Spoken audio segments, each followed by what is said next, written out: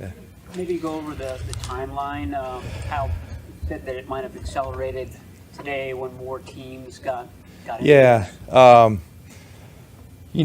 When I guess that was Wednesday when Kyle informed Trey of the decision with Sam being the number 2.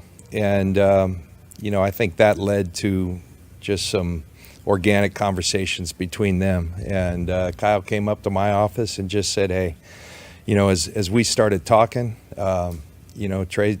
Trey's like he always is. He's all in, but he he did suggest and ask, hey, if we could find the right opportunity, that he would appreciate that.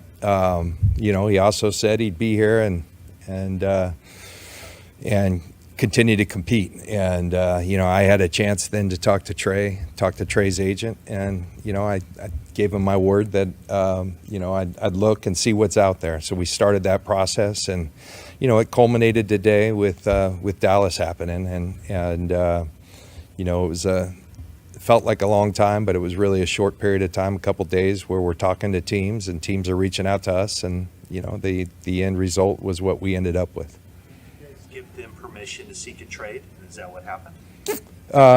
We kind of worked on it together, and I told Patrick Collins is his rep. I told Patrick, feel free to go out and find teams if you want. So we kind of kept in communication during the process, and want to let you guys know Trey was tremendous during this whole thing. Handled it, as well as you could, and just asked if there is a good landing spot. I'd be appreciative of that. But if I'm here, I'm here. Yeah. Traded up to get him. You gave him all those picks. Yeah. Why give up on a guy who's only 23 years old and only halfway through that contract? Yeah, it's a fair question, and it's something we talked a lot about internally. Ultimately, with Brock being healthy, number 1, and we're excited about that. Sam being the number 2. The reality, it's not the way everybody works it, but with our system, the number 1 takes a lot of reps. The number 2 takes the scout team reps. It's just not a whole lot of opportunity. I heard Kyle talk about it, to get better, and that's what he needs to do. He needs to play to get better. I think that's going to be his opportunity. Play, ideally games, but play is running scout team. Play is doing all those things. We weren't going to have that, and so how do you allow a player to grow? And so, back to what we put into him. We take, believe me, we take full accountability.